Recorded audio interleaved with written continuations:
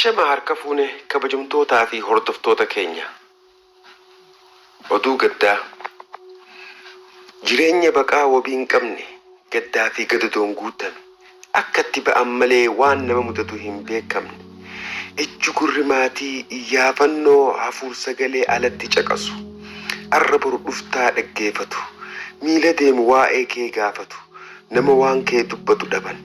Meeqaatami kan achi buutee dhaban. Manni haala kaa'u. Tattaaffiin iyyaafannoo teenyaa imimmaan maatii qalbiin irratti rarraate. Tarii yoo qoriste jenneeti.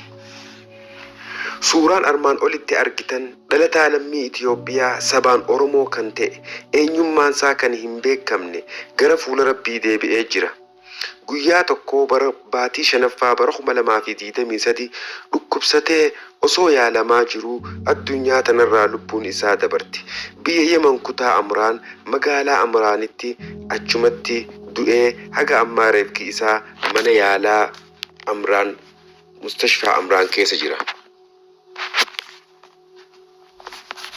Fuulli Rabbiitti haa tolu jechaa firaa fi maatiif obsaa fi jajjabina hawwinaafi. Haga ammatti waggaa tokko ol osoo hin awwaalamin reefi isaa mana yaalaa mustashfaa Amraan keessa jira waan ta'eef maalu hadaraa warroottan footoo nama kanaa beeytan. Warra biraan akka nuu qaqqabsiiftan kabajaan isin gaafanna.